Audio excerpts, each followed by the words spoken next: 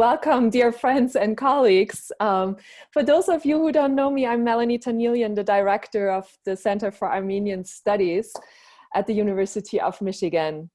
And I'm delighted to welcome you to today's webinar, which is the first of a two-part series titled Scripts, Sounds, and Songs, Mediating History in the Caucasus and Beyond. This series was organized by our Manugian postdoctoral fellow, Alex McFarlane, graduate student Armen Abkarian, and Dr. Michael Pfeiffer, who teaches in the Middle East Studies Department here at the university. Our session today has also benefited greatly from the input of Cameron Cross, Assistant Professor of Iranian Studies at the University of Michigan. So I want to thank you all for putting together this wonderful discussion. Today's talk to which I will come in a minute will be followed by a commentary as well as a question and answer session. And you may use the Q&A button on the bottom center of your screen to submit questions for our speakers. But first, let me introduce our commentator and moderator for today.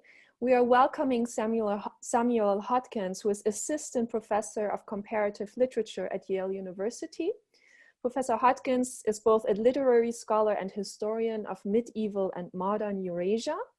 He's particularly interested in classical Persianate poetry and its afterlife in modernist literature and literary institutions across the Caucasus, the Middle East, and Central and South Asia.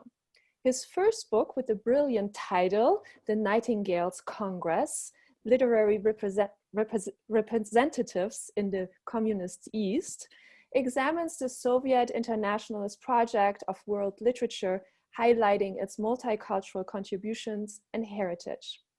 Not only is here a Yale connection between our two speakers, but Dr. Hodgkin's expertise makes him the perfect candidate, as he is, like today's keynote speaker, an expert in the literary and poetic tradition of Central Asia and the Caucasus, and a great virtuoso of languages. And I will ask you both to tell me how many languages combined you are speaking and translating. So, but now let me move from the East Coast to the West Coast and introduce today's keynote speaker, Professor Harsha Ram, who is Associate Professor in the Department of Slavic Languages and Literatures and Comparative Studies at the University of California, Berkeley.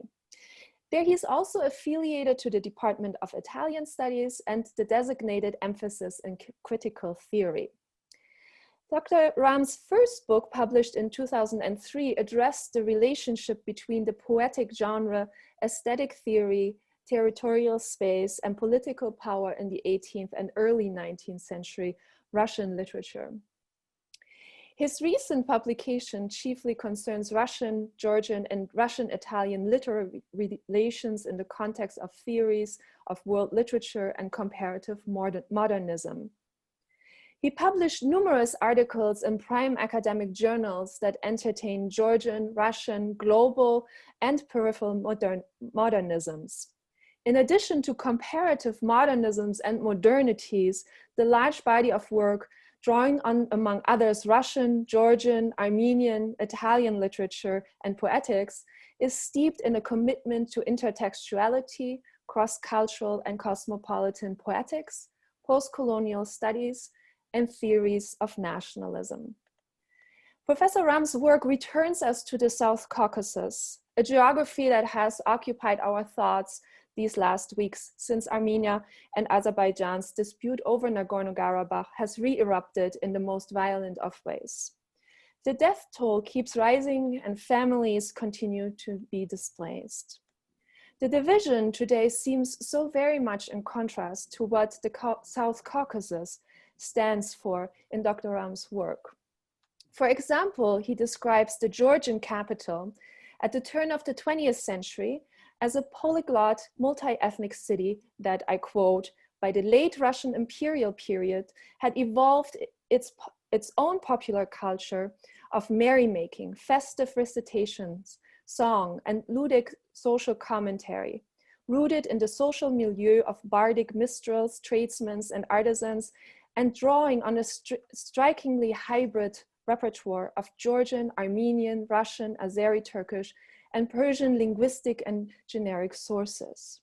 The people of the South Caucasus, Professor Ram writes, have the trademark of a cross-cultural dexterity as a result from living in a space of cultural heterogeneity. His forthcoming book, The Geopoetics of Sovereignty, Literature, and the Russian-Georgian Encounter, provides us with an insight into what on the very surface seems to be a paradox of deep division and profound connection. Geopoetics and Sovereignty provides a historical account of cultural relations between Georgian and Russian artists and writers over the course of the 19th and early 19th century and the early Soviet eras, focusing specifically on how the Caucasus region has been mapped geopolitically as a contested territory and geopoetically as a space of natural and ethno-linguistic diversity. While we focused on the geopolitical last week, it is the geopoetical that will be the focus of today's talk.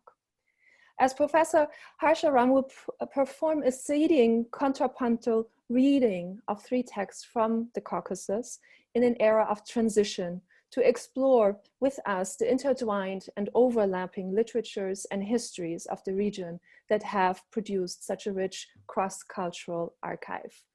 And I will turn over the floor to Professor Harsha. Welcome. Well, thank you so much for a very kind introduction. And certainly, I think many of the points that Melanie Danielian raised about the relationship between the cosmopolitan and the national are going to be very much at the center of my talk today, which I hope is both addressing a moment in history long past, but also which can resonate in some ways for us in a very vexed moment in the history of the South Caucasus today. Before I begin, I would just like to thank several people. Firstly, Melanie Danielian herself for inviting me to speak at this workshop at the University of Michigan Center for Armenian Studies. It's a particular pleasure for me because this is in fact my first foray into Armenian studies proper, although I've been using Armenian sources for many years. I'd also like to thank my friend Catherine Babayan, who from all the way in Paris, France, hello Catherine, suggested my name to Melanie and made, in a sense, this meeting possible with an initial push from far away. I want to also thank Naira Tumanyan for facilitating all the arrangements that made today's meeting technically possible. And finally, I also want to thank Mirna Duzjian, who is UC Berkeley's wonderful lecturer in Armenian studies, who generously lent her time and support to this, my very first foray into Armenian studies. And I want to just say that without your help, Mirna, I hope you're out there, I would not have been able to access the secondary literature on matters Armenian. So thank you so much as well, Mirna. And it goes to show, in fact, that work on Caucasus studies, as in so many other parts of the world that are transregional, is not really possible as a solitary enterprise. I know that Melanie asked me how many languages I know. I know quite a few, but nobody, I think, knows all the languages that are actually necessary for the study of this particular complex region. All right, so I will begin now, but I also wanted to indicate that there is a handout that has been shared with you that you should be able to access via the chat, the chat room. It's not absolutely essential that you look at it, because I will be reading all the quotes and they're not that extensive, but they may be of some use to some of you. All right. The 10th century Arab historian and geographer Al-Masudi long ago called the Caucasus Jabal al-Alsum, the mountain of tongues, referencing the densely compacted presence of topographical variation and cultural linguistic diversity. The description still rings true of the Caucasus today, both locally as a dynamic internal to the region's inhabitants, as well as transregionally, given the extent to which the history of the Caucasus has all too often been determined by external pressures. Above all, the inter-imperial rivalry unfolding in recent centuries between Russia, Iran, and Ottoman Turkey. One of the many challenges involved in studying the Caucasus then arises from the need for an archive that is at once cross-cultural and multi-scalar. That is to say, moving not only between cultures, but also between geographical scales, from the regional to the trans-regional. Today, I wish to take up this challenge by examining several thematically related Caucasian texts from three distinct literary traditions. The Russian poet Gavrila Derzhavin's On the Return of Count Zubov from Persia of 1797, the Armenian Harutiun Araratian's Life and Adventures of 1813, and the Georgian poet Nikoloz Baratashvili's The Fate of Kartli of 1839. My choice of these three texts is based on their shared concerns. All three are thematically linked by a shared engagement in the shattering changes which befell the South Caucasus at the very turn of the 18th century. Specifically, Agha Muhammad Khan's campaign of 1795, which briefly reasserted Persian control over the South Caucasus while laying waste to the Georgian capital, and Count Valerian Zubov's campaign of 1796, militarily inconclusive, but anticipating Russia's annexation of the South Caucasus, which took place over several decades beginning in 1801. All three texts then address the key events of a transitional decade, which saw the South Caucasus pass from Persian into Russian hands. Their interest for me, however, lies not in their historical veracity, that is, to the extent to which they are somehow accurately reflecting things that really happened, but rather in the cultural entanglements they enact and the distinct symbolic perspectives they offer on a moment of hiatus during which regional hegemony was up for grabs. It would be tempting to identify their orientation solely on the basis of the ethnicity, the social class, and the political loyalties of their authors. Written by a Russian, an Armenian, and a Georgian, respectively, all three texts are at the same time complexly Russophilic. I never thought I'd have to say those two words together, complexly Russophilic, identifying the new Russian dispensation, the ascendant Pax Russica of the 19th century, with the promise of modernity itself. This broadly shared orientation should not blind us, however, to the difficult and divergent trajectories, literary no less than political, through which each text negotiates its relationship to power. As I hope to show, Derzhavin's Ode to Count Zubov looks to the Caucasus from a position situated resolutely within the Russian metropole, even as it insists on an obdurately independent position with respect to the imperial power it serves. Vacillating between autobiography and picaresque fiction, Araratian's Life and Adventures narrates the vicissitudes of an itinerant Armenian whose survival depends on his ability to juggle multiple allegiances, both local and imperial.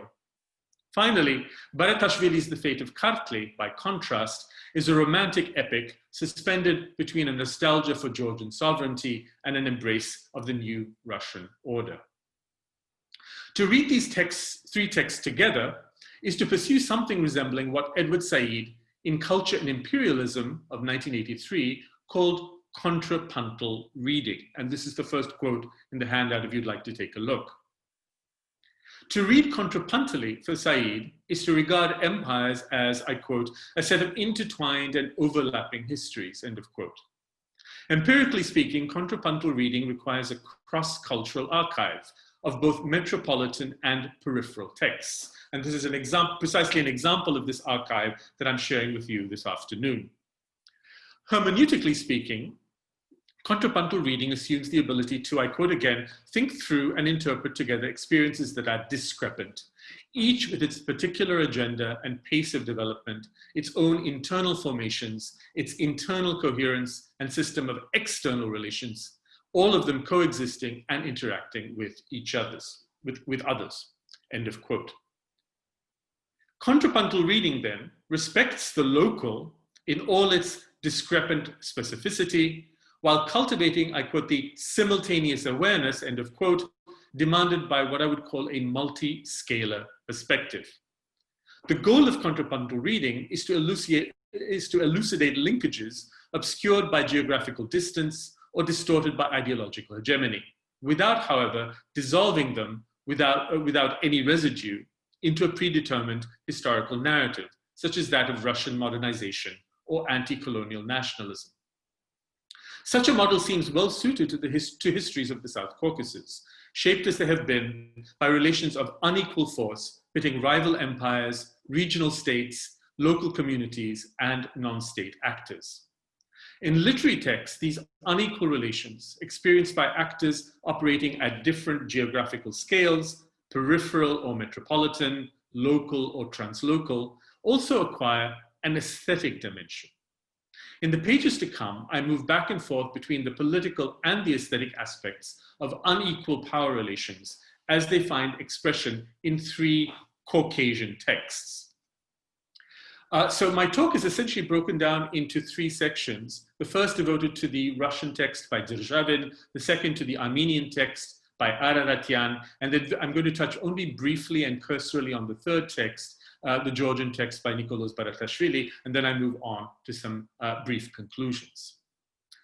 1. Gavrila Derzhavin's Ode to Count Zubov of 1797. And as I mentioned, all three texts hover around and focus on these key transitional events of 1795, the invasion of the South Caucasus by Agha Muhammad Shah Khan of Persia, and then subsequently Count Valerian Zubov's campaign of 1796. So keep in mind those two military campaigns, although my focus is not really on military or diplomatic history. The Russian poet Gavrila Derzhavin can be credited with inaugurating what is called in Russian speak the Caucasian theme in modern Russian letters. His innovations in this respect were twofold. Firstly, his two Caucasian poems, like many others by him, were addressed not to the ruling sovereign, but to one of her noble servitors. Secondly, the Caucasus was depicted for the very first time in Russian letters as a landscape, discernible by the human senses no less than as a terrain of conquest. The work of a poet functionary, Derzhavin's verse mirrored what James Billington once called the ripening, I quote, inner conflict of the Catharinian era. Catharinian, of course, here referring to the Empress Catherine the Great. A personal and moral tension palpable within a service nobility which sought to embody as well as appropriate the premises of 18th century enlightened absolutism. Derzhavin the poet was not unrelated to Derzhavin the government official. In the recent Russian past, both vocations had been defined to varying degrees by royal patronage and clientelist networks, even as poetry offered Derzhavin the artistic means and philosophical distance through which to cultivate contemplative detachment no less than social engagement. Derzhavin's autobiographical notes detail the travails of a man caught between an inflexible sense of propriety and the perennial struggle for professional advancement in the face of bureaucratic impediments and petty rivalries. As a state servitor in the provinces, Derzhavin internalized the principles of enlightened absolutism. And this is quote number 2, out, I quote, swearing to enact the laws of the sovereign power and of in the course of his duty, until his ever greater proximity to court life made it painfully clear to him that, I quote, Catherine ran the state and even the administration of justice politically on the basis of her own agenda rather than the sacred truth, such that he became unable to write practically anything in her praise with a clear and a passionate heart, end of quote. Derzhavin's ambivalent involvement, loyalist yet critical in the stakes of power, led him on occasion to address poems to Catherine's grandees, some enjoying proximity to the throne, others languishing in disgrace.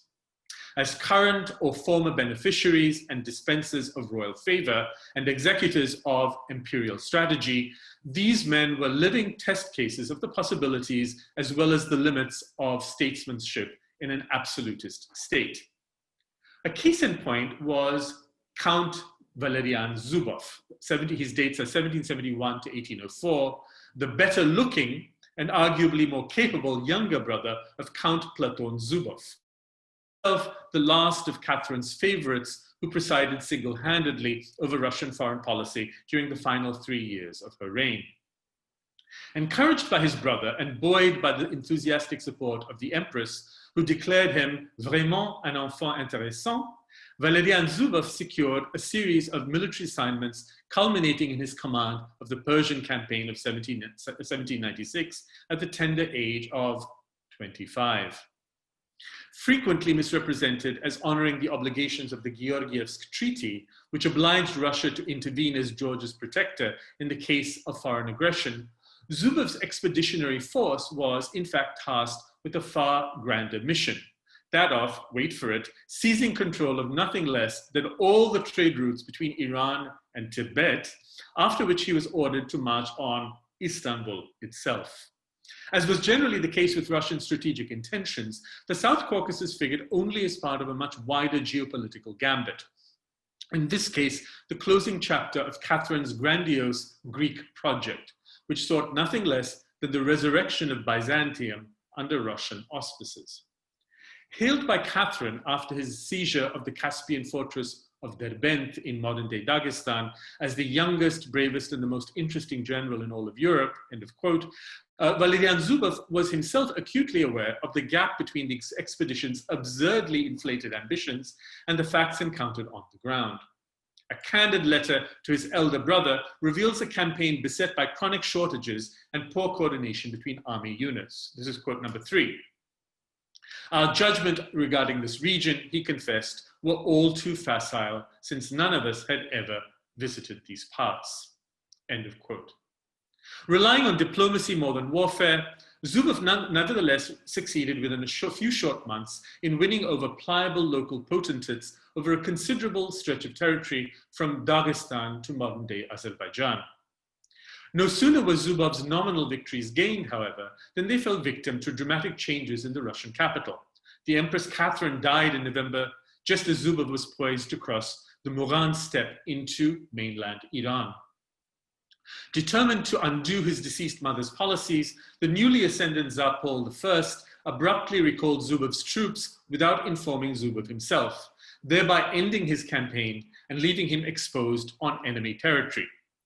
Ordered to retire to his Courland estates on the Baltic, with all the territories he had annexed restored to Iran, Zubov remained a persona non grata until the closing months of Paul's brief reign. So much for the biographical and the historical context that I wanted to share with you. Let me now turn to the literary text that is of interest to me. At once unexpectedly successful and utterly futile, Valerian Zubov's expedition of 1796 to the South Caucasus starkly revealed the geopolitical ambitions and structural limitations of 18th century Russian absolutism. 2 poems by Derzhavin reference this campaign, penned only a year apart, but separated by the major watershed that was Catherine the Great's death. The first, on the subjugation of Derbent of 1796, written on the occasion of the first military success of Zubov's campaign and published soon afterwards, and secondly, on the return of Count Zubov from Persia of 1797, addressed to the young general, now languishing in disgrace, and published only after Paul's death in 1804. If the first poem might well have fortified Derzhavin's position at court, the second entailed considerable risk to the author, as Derzhavin himself would explain in a very revealing quote that I'm sharing with you. This is quote number 4. Encountering Derzhavin at court, Prince Sergei Golitsyn reproachfully observed that the author would no longer deem it advantageous to indulge in flattery, to which the author replied that in describing a man's merits, he neither modified his opinion nor sought to flatter anyone, but wrote the truth as it was dictated to his heart, after which he went home to compose the following ode, all at a time when Zubov was being actively persecuted.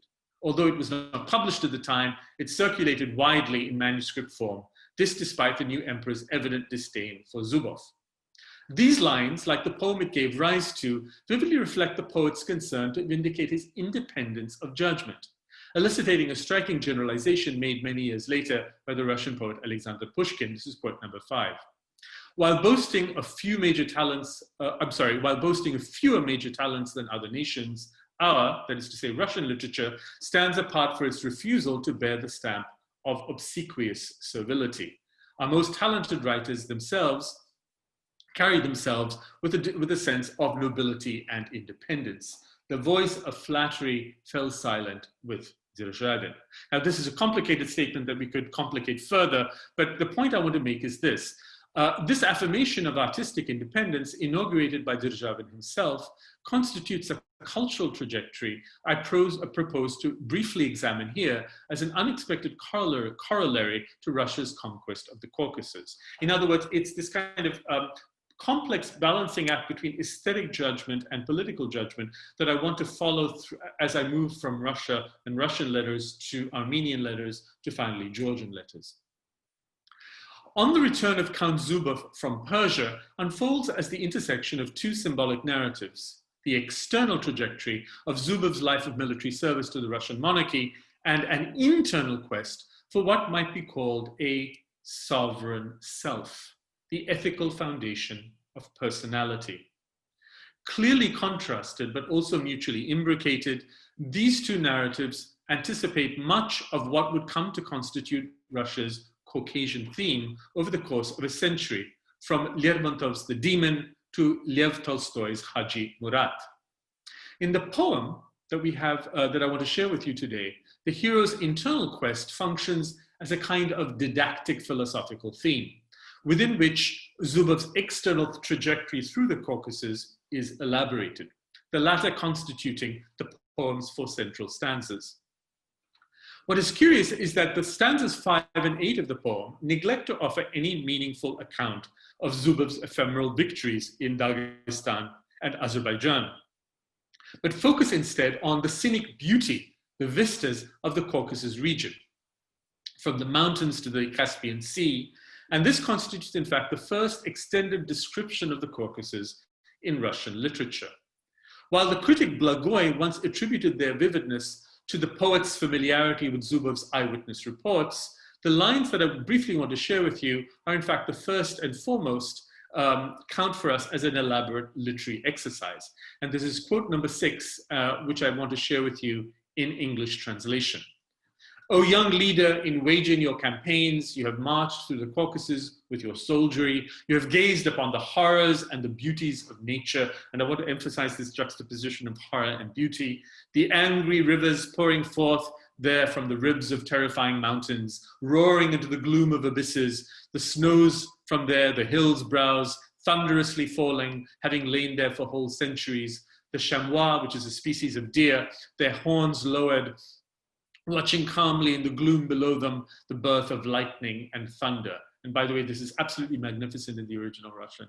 You have seen during fair weather the sun's rays there among the ice, playing, reflecting in the waters, displaying a magnificent view. You have seen a light rain glowing there, scattering in sprays of many colors. You have seen a block of amber gray ice there suspended overhead, gazing into the dark wood, and a golden scarlet dawn there, delighting the gaze as it appears through the forest.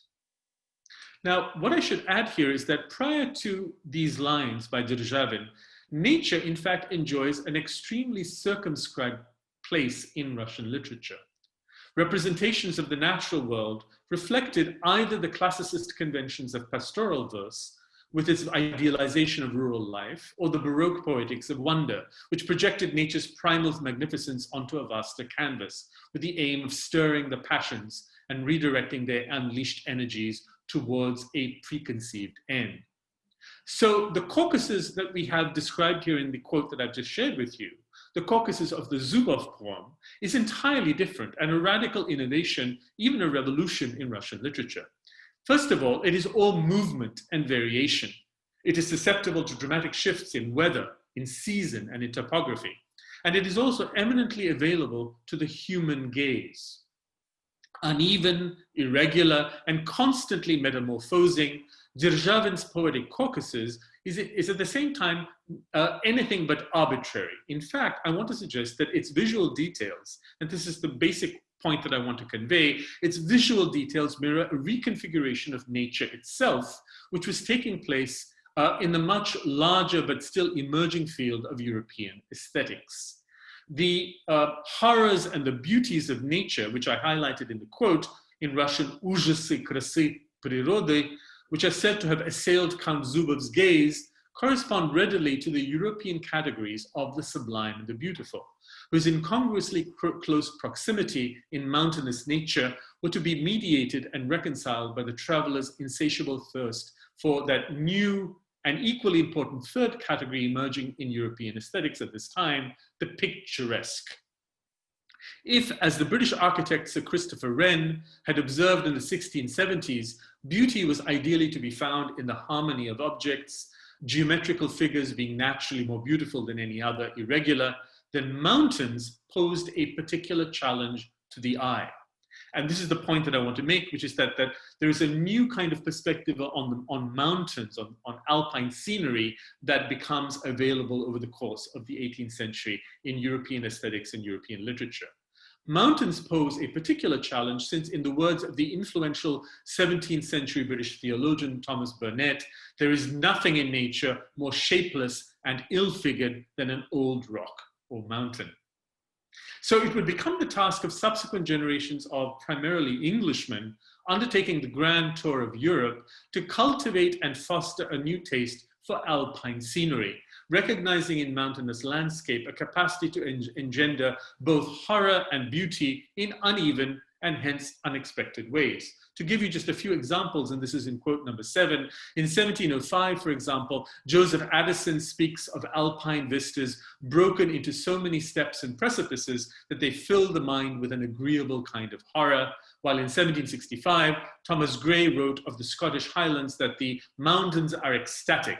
None but those monstrous creatures of God know how to join so much beauty with so much horror. So the rise to prominence of alpine scenery over the course of the 18th century was inseparable from the emergence of aesthetics itself. Indeed, the discovery and discursive elaboration of alpine landscape was itself instrumental in the transformation of the sublime from a rhetorical category designated as the linguistic and tropological means of inducing what was then called lyric transport to an aesthetic experience.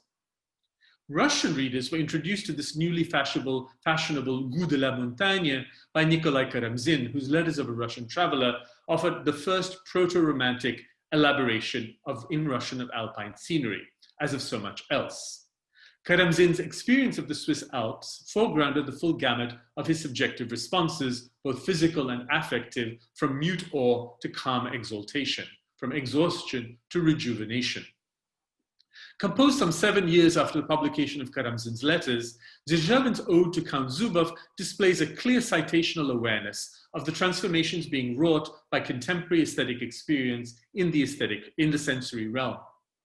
An older Baroque sense of cosmogonic dynamism is amply present in the poem's vertical axes of soaring heights and plunging depths, in which the mountains are coextensive with the tempest-tossed sky and the churning bowels of the earth.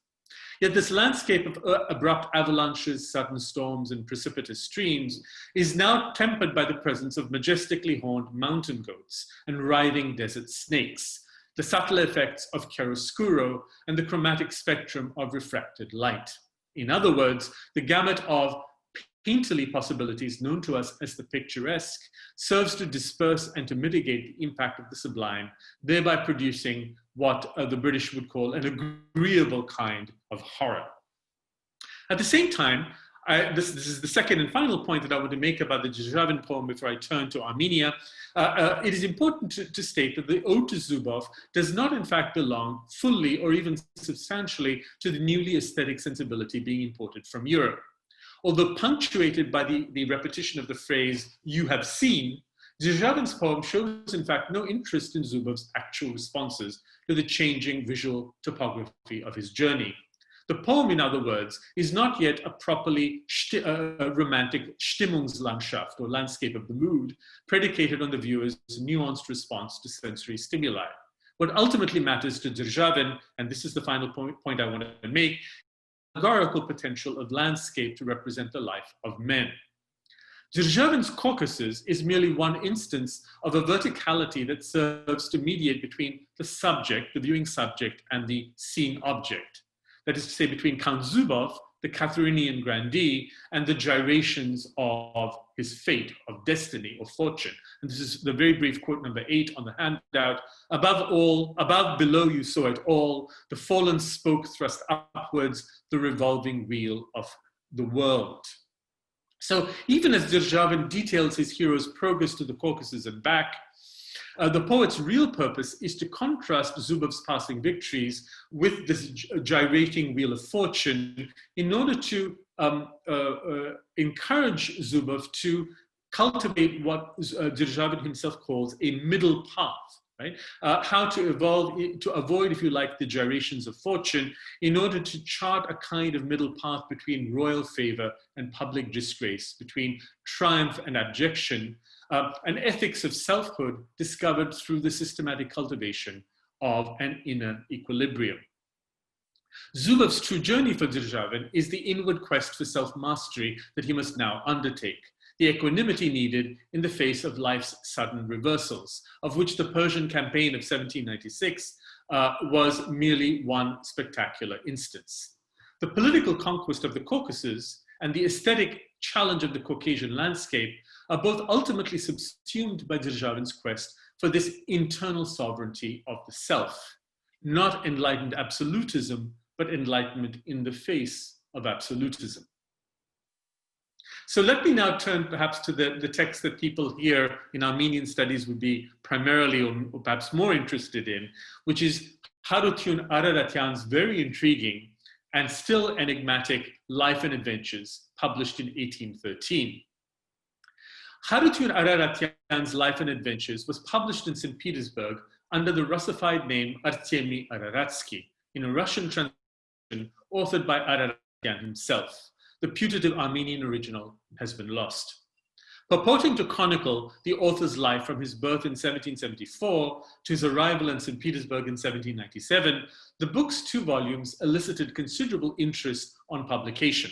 Its immediate success, no doubt owing to keen public interest in the vicissitudes of the Fourth Russo-Persian War, which culminated in the Treaty of Gulistan of the same year, 1813, whereby Persia was compelled to cede much of the South Caucasus to Russian control. Counting such prominent Russians as Alexander Griboyedov among its readers, the book was soon translated into other languages, including English, in 1822. Its subtitle, which is typically in the style of 18th century fiction, and which I've quoted for you in quote number 9, its subtitle promised to relate the life of, I quote, a native of the village of Vagarshapat near Mount Ararat, and the adventures that befell him from his childhood to maturity, his migration from his homeland to Georgia, and thence to Russia, then to Persia, and finally back to Russia via the Caspian Sea, with a description of many a curious object located in his land, as well as other parts of Persia. Quite a mouthful. Born the son of a stonemason, but gaining upward mobility thanks to elements of a clerical education at the hands of Armenian priests, Araratian reached maturity at a time when Armenia had been reduced to a cluster of Ottoman provinces on the one hand and vassal states subservient to Iran on the other. Even as extraterritorial Armenians constituted one of the most successful merchant diasporas of early modern Eurasia. A persistent awareness of Armenian ethno-linguistic and religious identity coexists in Araratian's memoirs with the cosmopolitan savoir-faire needed to survive in a multi-ethnic world dominated by foreign overlords. It must be said that Araratian's deepest reality was, however, determined by class as much as by ethnicity. Poverty was Araratian's defining condition, from which arises the restless zeal for self-improvement, which propels the hero of his book onwards from adventure to yet another adventure. The Russian general Nikolai Muravyov offers this rare independent assessment of the author upon making his acquaintance in Echmiadzin in 1827. This is quote number 10. Araratian is a poor Armenian, born into a lowly vocation in the vicinity of the monastery. In his youth, he conceived a passion for travel and took to wandering the world devoid of any means. He traipsed about Europe and Asia for an extended period of time, living on assistance provided by others, educated himself to some degree, learned several languages. Notice how begrudgingly Muraviev acknowledges his achievements, and wrote a short book about his travels, his eccentricities, winning him the sympathy and acquaintance of many. He owns no property, is as poor as he ever was, talks incessantly, cannot settle down, and with the onset of old age, has resettled in his homeland in the cell of a monk. On making Araratian's acquaintance in Naples a few years earlier, the Russian landscape painter Sylvester Shchedrin similarly mused, and this is quote number 11. I couldn't make head or tail out of this Asiatic. Why does he travel about? Is he clever or foolish, rich or poor? He doesn't wish to see anything, and yet he knows everything. To me, he is an enigma, end of quote. Now, I don't want to speculate on the enigma of Araratian the man, but let me say something about the enigma of Araratian's life and adventures, which I believe can be best understood as a singularly modern fusion of the personal and the historical, and one that draws on a range of literary sources. Araratian's book is best read as a fusion of travel writing, autobiography, and picaresque fiction, whose shared formal traits the Russian critic Mikhail Bakhtin traced back to the proto-novelistic genres of late antiquity. A clear sense of the literariness of Araratian's memoirs allows us to complicate the polemics of the late imperial era, during which the Armenian bishop Aristake Sedrakian, echoed by Nikolai Mar, linguist of future Soviet notoriety, accused Araratian of committing a brazen act of forgery. His guilt, it seems, lay in seeking to pass off a sentimental novel as a historical document. In other words, he confused or conflated literature and history. Now, it is certainly true that for a greater part of a century, Araratian's work was regarded as a key source for understanding the historical transition from Persian to Russian hegemony in the South Caucasus. Yet Araratian flaunts his indifference to the demands of 19th century historicism in the opening page of his book, which announces his preference for wonder tales transmitted by word of mouth. Yet if the rich tell their stories to bolster their dubious claims to noble ancestry, says Araratian, then the author always turned to confront, and this is a quote which I didn't share with you, the author always turned to confront his own immediate situation, feeling the full force of being an orphan as his ultimate test of reality. In other words, Araratian's point is this, that he says the rich tell stories to establish a kind of fictive ancestry with the past, while all Araratian has is a sense of his present, right? His impoverished present and the future that he's trying slowly to construct. The hero's state of rootlessness and material dispossession, constitutive of his childhood, oddly reinforced by his subsequent misadventures, thus serves to authenticate the narrative's claim to truth-telling. A fact that was in fact duly noted by contemporary reviewers, and the book reviews of the novel on its publication, or the memoirs on its publication, are quite revealing in this regard. Signaled on the very first page, the mimetic contract between author and reader relies on the candor of the author's self-exposure, which fulfills the expectations placed on 18th century novels of sensibility. At the same time, the hero has a double function, being at once the bearer of individual fate and an implied collective destiny. Indeed, and this is one of my central points, Araratian's life and adventures asked to be read as an allegory, which explores the deterritorialized condition of the Armenian people through the vicissitudes of its one protagonist, even as Araratian's practical resilience in the face of repeated adversity, a typical trait of the picaresque hero, reflects the Armenian experience of translating geographical dispersal into economic opportunity.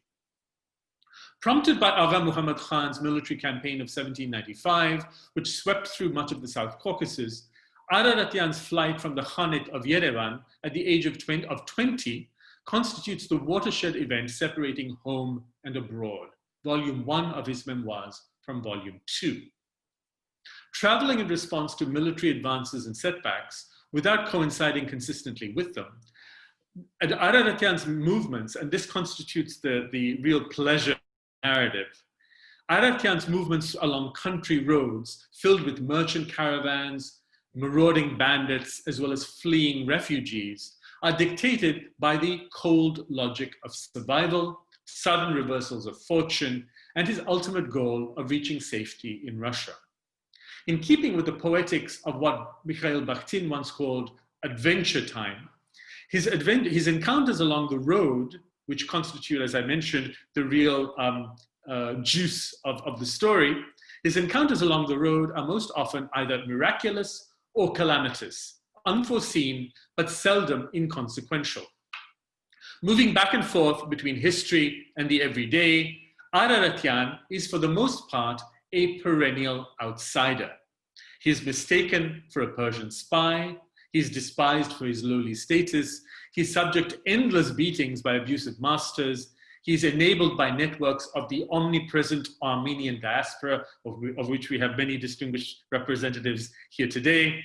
Yet at the same time, he spurns every chance to have a comfortable sedentary life offered to him by his friendly fellow Armenians. As with all picaresque fiction, the book's defining tension is between centripetal and centrifugal movement, between what I would call errancy or wandering and goal-orientedness. A tension that culminates in the hero's encounter with the army of none other than Count Valerian Zubov. So we now return to the campaign that we have already seen described by the Russian poet Derzhavin. Hence the idea of that I'm pursuing of a contrapuntal reading in which the very same historical event, in this case, the invasion of Agha Muhammad Shah and then the subsequent Russian campaign, Valerian Zubov, are now being perceived and described by two distinct texts, one written in the metropole in St. Petersburg, the other written by Ararat, ostensibly from the perspective of the periphery. So Araratian encounters the army of Count Valerian Zubov, then traveling southwards through Dagestan towards Azerbaijan. Serving as a multilingual errand boy to a Russian officer, mediating between vested local interests and his stingy Russian master, the barefoot and bedraggled Araratian offers a uniquely subaltern testimony to the vicissitudes of Zubov's campaign from Derbent in Dagestan near the Caspian Sea to the Persian frontier on the Mughal steppe. Indeed, the details Araratian provides, a vivid conflation of military diplomatic history, topographical color, with the hero's quotidian struggle for survival, are more engaging than any other historical source that I have yet to see. Yet the book's historicity lies not in contradiction to its fictional properties, but in the formal and the symbolic, no less than the mimetic aspects of its storytelling. The Soviet Armenian critic Karl Danielian observed that Araratian was in fact the second Armenian writer to correlate personal and national history. The first being, and this is a writer I suspect that many of you know much better than I do, the first being Joseph Emin, whose English language memoirs tellingly titled The Life and Adventures of Joseph Emmin, and you clearly hear the parallel in the title itself, The Life and Adventures of Joseph Emmin, The Life and Adventures of Artemy Araratski. The Life and Adventures of Joseph Emmin was written in Calcutta, India, and published in London in 1792. Emin's work appears to be Araratian's sole precursor in the Armenian tradition, although in fact neither text was written in Armenian. This may well have prevented Araratian from reading Emmin's work, and I would love to know perhaps from people in the audience who might know more than me if there was in fact a kind of philological basis for the comparison that I'm about to make. But even if he didn't get to read the text because it was in English, he would have surely known of Emmin's life, which had wide reverberations within the Russian Empire. A very brief comparison of the two works, Araratian's and Emmin's, is instructive. Both works narrate journeys from the periphery to the heart of empire. Both are written in hegemonic European languages, and both seek to bring the Armenian experience to a metropolitan readership. Born into the mercantile elite of the Armenian diaspora, Emmin sought to liberate his homeland culturally and militarily, harnessing the imaginary potential of contemporary Enlightenment thought, the technological advances of European warfare to free his people from the presumed blight of what he called Oriental backwardness. By contrast, Araratian hailed from a far humbler background in the Armenian heartland. Even as they exposed the tyrannies of local custom, clerical hypocrisy, and social class, Araratian's memoirs scarcely reflect the deeper intellectual currents of Western thought. If Emmin sought to take full advantage of a Eurasia-wide public sphere, spanning the British and the Russian empires, to canvass the elusive goal of a free Armenian homeland, then Araratian's aims are less sweeping, but also subtler. While his memoirs are predictably with the hero in raptures of the beauty of the Russian capital, St. Petersburg, their deeper lessons are derived from the experience of the road itself. Now, in the interests of time, I'm going to address my third and final text only in the most broadest of terms in just in a page and a half, and then I'm going to move rapidly to some conclusions. So bear with me for another, say, 7 minutes. My third text is Nikoloz Baratashvili's The Fate of Kartli in 1839. Like their Russian counterparts, Georgia's 19th century Romantic poets were mostly aristocratic literati, caught between public careers in the Tsarist administration and the private pursuit of letters, even as the precarious condition of the Georgian language and culture in the early 19th century would propel them to embrace a very different understanding of the lyric poet's responsibility to history. Inspired by a convergence of romantic nationalism and patriarchal loyalty to the deposed Georgian dynasty of the Bagratids, these poet-statesmen worked actively against Russian rule over the course of the early 19th century and were punished with varying degrees of severity for their involvement in such watershed events as the anti-Russian conspiracy of 1832. All were eventually pardoned and reabsorbed with considerable success into the military and bureaucratic structure of empire. These tangled destinies, combining elements of resistance as well as cooptation and collaboration, testify eloquently to the profound ambivalence with which the Georgian gentry viewed Russian domination, while the readiness of Russia's rulers to pardon its repeated transgressions suggests how essential the same class was to Russia as, in Donald Rayfield's words, a bulwark in the conquest of the Caucasus. So as you can see, what I've been trying to do is to set up three distinct literary spaces: the Russian, the Armenian, the Georgian, three distinct social and classes and ethnicities: the Russian nobility, a kind of displaced Armenian lumpen class, and finally now the Georgian nobility, which constitutes the bulk of the Georgian writing intelligentsia in the 19th century. The Georgian figure that interests me the most is one who never ceased to ponder the necessity and the value of the new Russian dispensation. The poet I'm thinking about is Nikoloz Baratashvili, whose dates are 1817 to 1845, who was posthumously hailed as Georgia's greatest 19th century poet, who viewed the Russian takeover of Georgia with the profound ambivalence of a native son who witnessed the rapid unraveling of the conspiracy of 1832 as a boy of 15. The power of Baratashvili's vision derives from his capacity to view the workings of history beyond the pragmatic exigencies of the present, understanding each moment in time as inherently multiple, nostalgically burdened by lost glory, yet also pregnant with utopian possibilities. His epic poem, The Fate of Kartli of 1839, Kartli, Kakheti, being the most significant of the 18th century Georgian principalities seeking to free itself of Persian suzerainty, is in fact set during Aga Muhammad Khan's campaign of 1795. So again, this is the third and final text that I'm sharing with you that loops back to look at those crucial military events of the mid-1790s. As befits an entertaining and good epic, the poem revolves around a battle, the fateful battle of Krtsanisi, known to all Georgian schoolboys and schoolgirls today, which saw the decimation of the numerically inferior Georgian forces at the hands of the Persians and led to the sacking of the capital, Tbilisi. Yet military history is in fact merely the narrative frame for a deeper meditation on the destiny of a nation caught in a moment of transition. The bulk of the poem unfolds during a respite between battles, which allows the Georgian king, Erekle II, to confer with his minister, Prince Solomon Leonidze, who in turn discusses the import of this prior conversation with his wife, Sophia. These exchanges verbalize the choices facing the Georgian elites on the eve of their utter rout, either to fight to the death, or alternatively, to deepen their elusive alliance with Russia, leading to Georgia's possible future absorption into the Russian Empire. The poem's complexity lies in its pluralization of possibility, dwelling on a moment in time before Georgia's fate appeared sealed.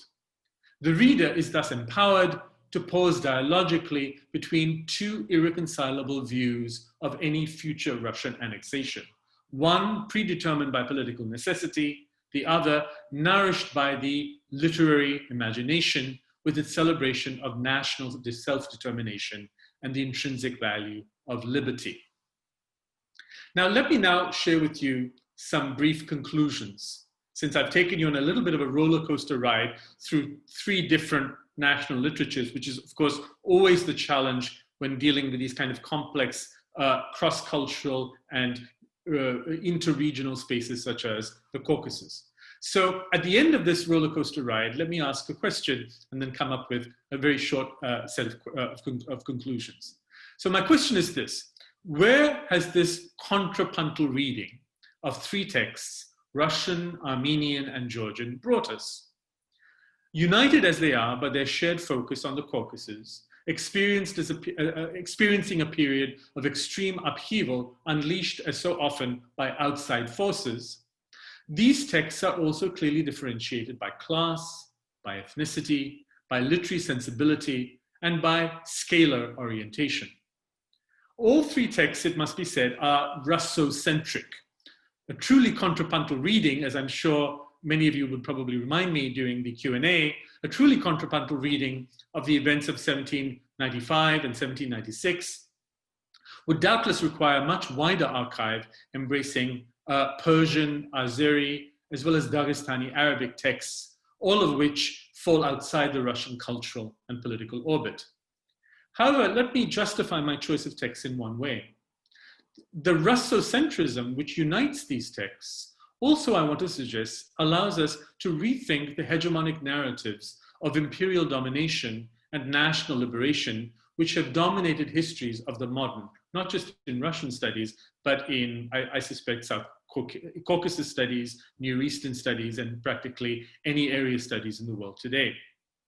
Each of these texts holds the Russian state in a kind of profoundly ambivalent embrace, which is no doubt how Armenians today are also looking to their Russian counterparts in Moscow. Derzhavin, cabinet secretary to Catherine the Great, could not have been closer to the heart of imperial power. Yet his commemoration of the Russian military campaign of 1797 has little to do with raison d'etat. Artistically, he establishes a new idiom of alpine landscape that was destined to resonate over 2 centuries of Russian literature. Philosophically, his work expounds a Stoic doctrine of inner equilibrium in the face of adversity.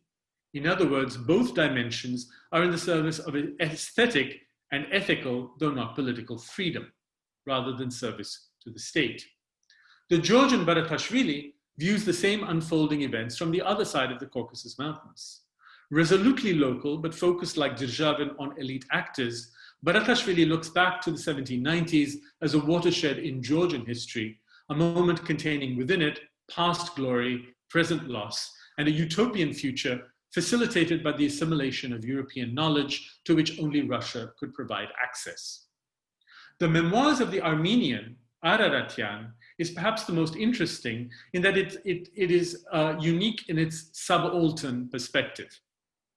As befits a picaresque travelogue with a folk protagonist, his memoirs embrace the inherent value of wandering, of errancy, of perennial displacement, which regards all stasis as a temporary condition. All these features, of course, have a hoary literary past, but their modernity lies in relating the condition of errancy itself to self-emancipation, personal and, by extension, national, but without the finality of national or territorial boundaries. So in other words, from different aesthetic, geographical, and scalar perspectives then, all three texts, the Russian, the Armenian, and the Georgian, point beyond the events of the 1790s, which is their immediate parochial focus, to the double-edged nature, and this is my final conclusion, which points beyond the text towards a kind of a larger question of what contrapuntal reading can do for us in terms of an understanding of the Caucasus as a kind of inter-imperial space. In other words, from these different aesthetic, geographical, and scalar perspectives, all these three texts point beyond the events of 1790s to the double-edged nature of modern empires. They are agents of repressive order, to be sure, but they're also vehicles of a modernity whose emancipatory potential was essential to envisioning other possible futures, whether as free nation states, such as Armenia or Georgia or Azerbaijan, but also, and I say this for the sake of all the people trapped by disputes over land from Abkhazia to Nagorno-Karabakh, in forms that we have yet to imagine. Thank you very much.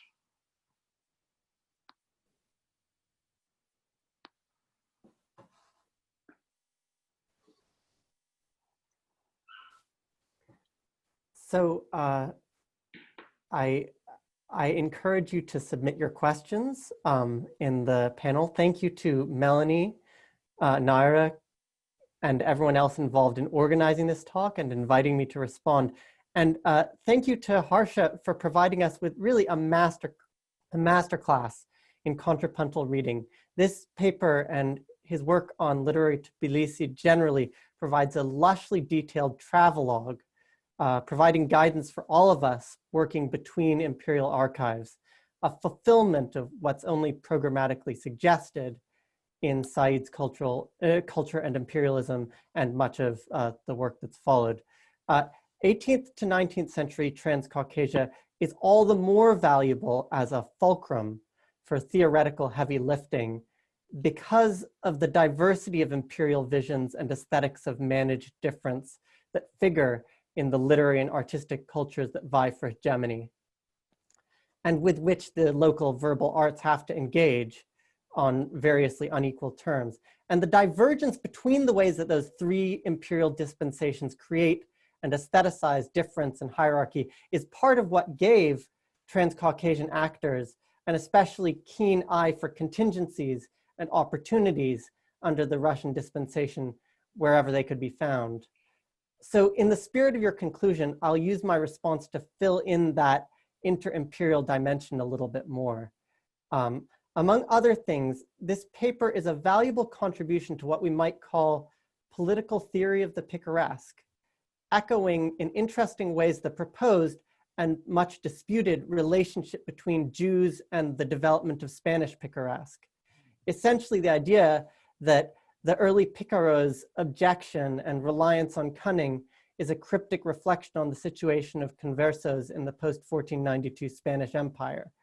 The place of picaresque in Armenian prose literature certainly has a quality of collective autoethnography, whether or not it functions as autobiography. And I have in mind as a later counterpart to Araratian, the late Ottoman satirist Yervant Odyan, whose fictional alter ego Comrade Panchuni sends letters to Istanbul from the Armenian villages of Russian Transcaucasia, seeking further funds for his farcical efforts to awaken the peasants to national awareness and socialism, which Odyan implies might be primarily a money-making hustle.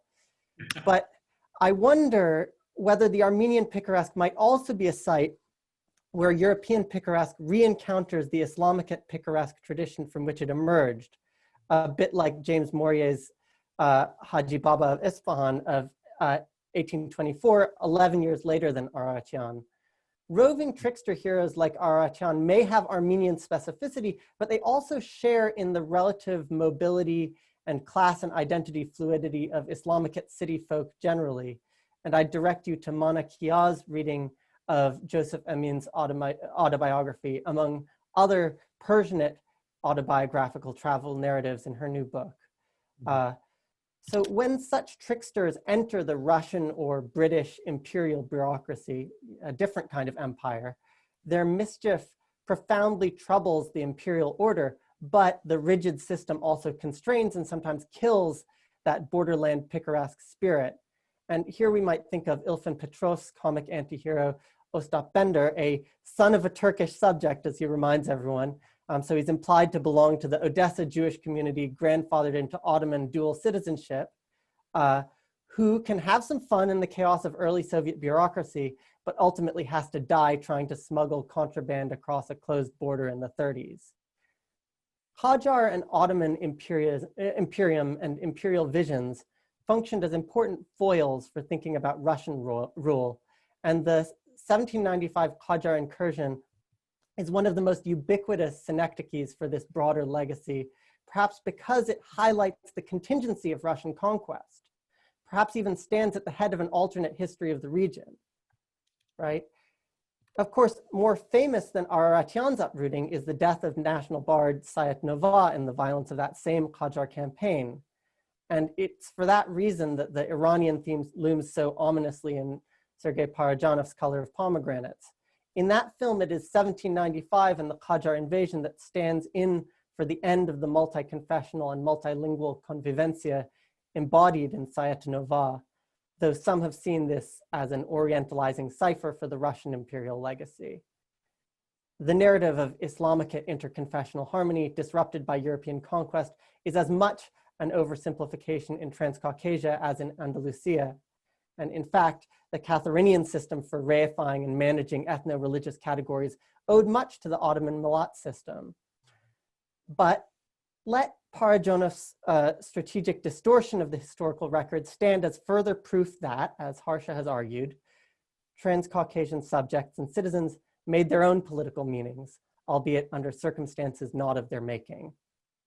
So to close, Harsha, in line with your stated goals for this project and your acknowledgement of the Russocentric limitations of the assemblage that you curated today, could you talk a little bit more about your principles of selection in the archive that you have worked with throughout your Tbilisi project, and where you have found your Russian and Georgian language materials not only resisting the gravitational pull of Petersburg, but registering the gravity exerted by other Eurasian imperial visions? And while you briefly address these questions, I'll gather more questions from the audience in the chat, and then we'll move through those until we run out of time. Okay. Thank you, Harsha. Sam, first of all, Sam, thanks so much for your wonderful comments. I've been watching the arc of your career with great interest, and it's very exciting to see you also landing such a wonderful job in my alma mater, and in fact, in the very department in which I got my PhD. So congratulations to you for that as well. Thank you also for your questions. I will definitely have to think more about the idea of how to situate Araratian's book within the kind of wider traditions of the picaresque, both in terms of its sort of Spanish origins, and I'm using the word origins obviously in quotations. And I think I suspect that the interesting analogy between the cosmopolitanism of Mediterranean Jewry and the cosmopolitanism of the Armenian merchant diaspora would actually explain a great deal about the relationship between picaresque as a genre and the kinds of social forces that genre actually mobilizes. So I think that's something that I could certainly explore in greater detail if I were to expand this into an article. I think there's a lot more to be said about inter-imperiality. One of the real challenges, of course, is I think not having, and here Sam can berate me for my inadequate Farsi. I studied Persian for a couple of years, and I can, over a glass of wine, I can recite some Hafiz, but I certainly can't access Qajar or Safavid archives to the point where I'd be able to do justice to the 1790s in a really meaningful way. In terms of the book that I'm writing, you asked the question about the linguistic cultural specificity of the archive. And that's a really good question because, one of the problems with doing intercultural work is I think both the empirical and the theoretical assumptions underlying the mode of comparison, right? Now, even those of us, and I count myself among them, who see themselves as sort of cultural cosmopolitans who are trying to deconstruct or complicate national identities, what happens essentially is that when we confront, first of all, language training, the limitations of language training, and also the ways in which archives are organized in different nation states, we often fall back on the reifications of the past constructed by national history. So I don't think I would be astonishing anyone by saying that, for example, the Georgian reconstruction of national history is one that minimizes both the importance of Russian modernity and also minimizes the importance of the Armenian merchant classes in the economic life of Georgian cities, including Tbilisi or Tiflis, as it was called in the 19th century. So one of the things I've found myself doing is, while working primarily with Russian and Georgian language texts, looking for texts written by Armenians and to some extent also Muslim residents of Tiflis. And luckily for me, because I don't read Armenian, I have been able to find a large number of texts by Russophone Armenians living in Tiflis in the 19th century, who produce extraordinarily sophisticated and beautifully written ethnographies of both the merchant classes, but also interestingly, the laboring classes, who were also predominantly Armenian as well as Muslim in 19th century Tiflis. So I'm finding actually that looking at the popular culture and the political economy of Tiflis is what allows me actually to access what is really a much wider Near Eastern mode of sociability, related both to work and to leisure, which goes back to what I think are actually Persian or Arabo-Persian traditions of what in Farsi, this is a concession to Sam, would be called Javan Mardi, right? The notions of chivalry that are that dictate certain modes of male sociability in the cities of the of Eastern Anatolia, Iran, but also interestingly the South Caucasus. So there are ways in which my narrowly Georgian-Russian focus have expanded well beyond those two languages. And that's one of the reasons also why I'm taking so long in writing this book. All right, I'll stop there. Yes, we're all really, really excited to see it. So we've got a question. You describe how the use of geography is important to Derzhavin's poem, and you mention topographical color in Araratian's memoir. I wonder if you can speak more to how or to what extent Araratian describes the landscape, especially the mountains of the Caucasus, and how it relates to his narrative. You know, that's a really great question, and I'm going to think about it some more. But in fact, you know, as I was finishing the paper even yesterday, in fact, late last night, I was thinking precisely about this. What specific topographic details does one find in Derzhavin's poem that sort of potentially resurface in Araratian's memoirs? Because it's not inconceivable that Araratian knew Derzhavin's poem, because somewhat miraculously he manages to master Russian to an incredibly good level between 1797, when he reaches Astrakhan and finds a Russian grammar textbook, and 1813, when he publishes his autobiography. But there are several details that coincide. One are the writhing snakes, which apparently are plentiful in the Muran steppes on the border of Azerbaijan and Iran, which surface repeatedly in different texts describing that particular region. Secondly, the Caspian Sea, and in fact, Araratian experiences an incredibly tempestuous storm on his way from Baku to Astrakhan. And that storm, in fact, resembles in many ways the description of the storm in Derzhavin's poem. However, and this is interesting, Araratian, in fact, crosses the Caucasus Mountains to Dagestan in his memoirs, but there is no substantial description of the mountains themselves, right? And this is, in fact, something that I'm finding repeatedly in texts written by Georgians and possibly Armenians, so I don't want to make myself an expert in Armenian literature overnight, that the Georgians and the Armenians themselves don't actually highlight the aesthetic value of alpine scenery.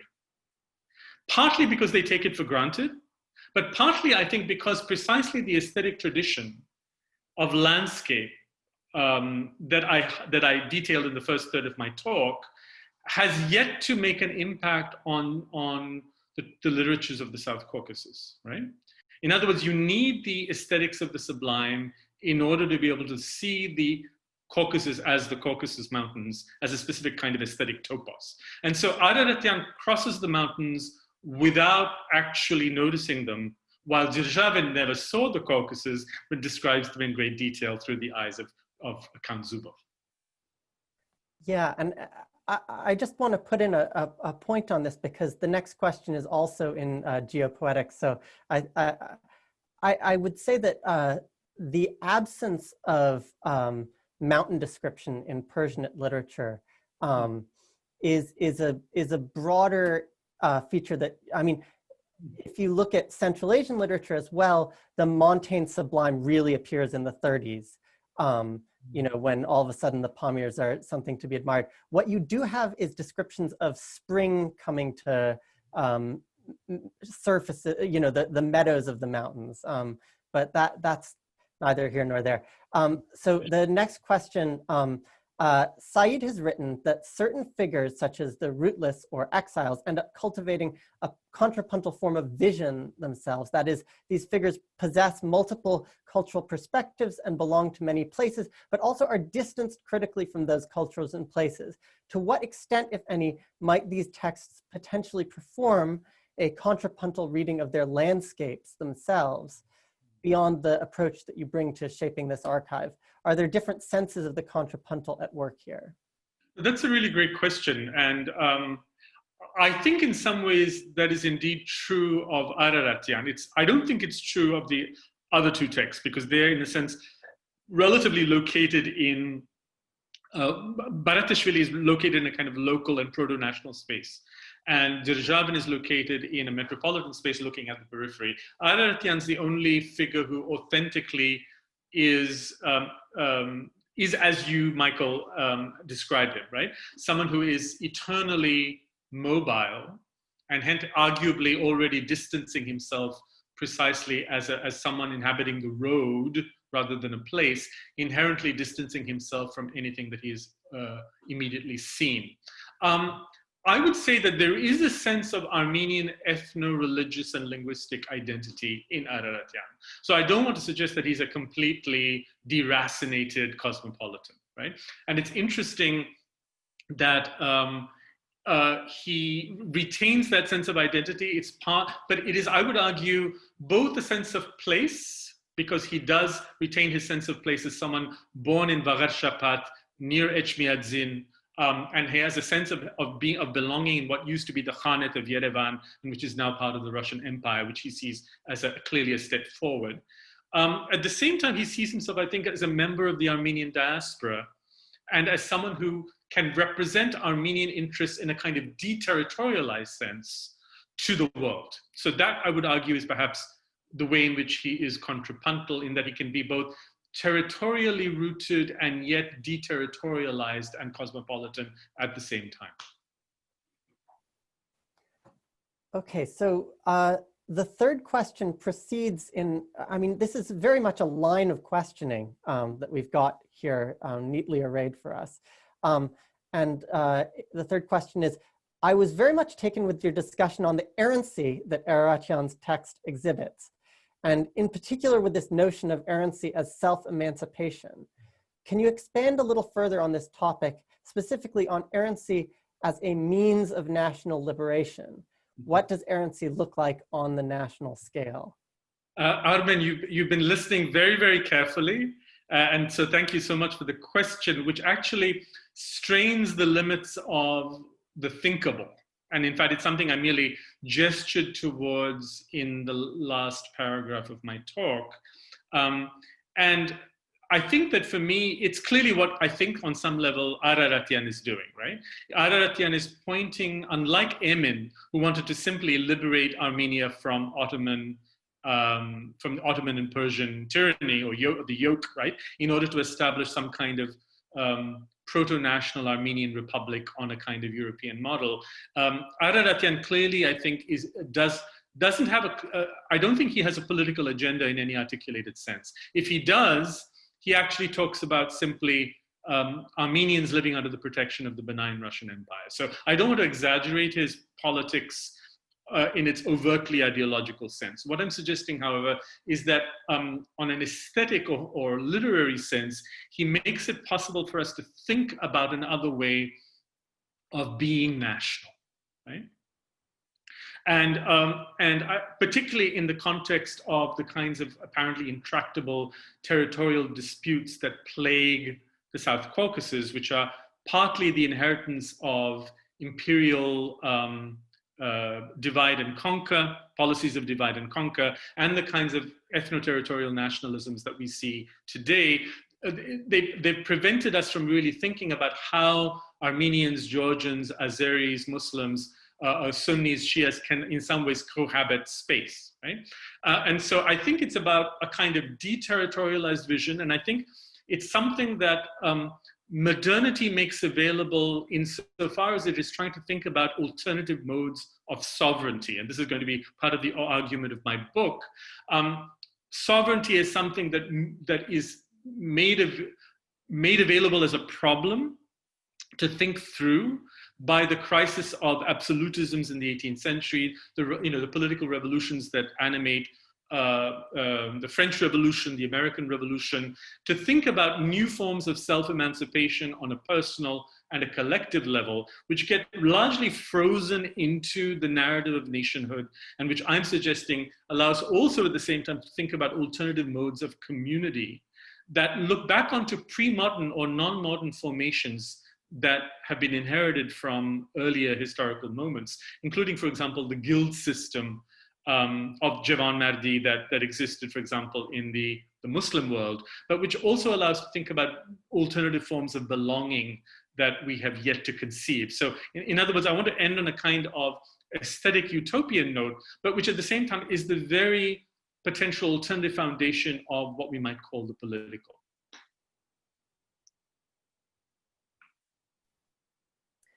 Thank you so very much. We are almost out of time, and I would really like to give you all a round of applause. It's been a wonderful discussion. It's been really beautiful to hear you taking us on this journey through the Caucasus, through these various literary texts. And thank you so very much, Sam, for your insightful comments and moderating this Q&A. I want to remind everyone that this is only part one of our visit to the South Caucasus, but we will reconvene next week with the second part of this workshop, which is Mediating History in the Caucasus and Beyond, Other Archives of Armenian History. So I'll invite you all to join us again next Friday at the same time.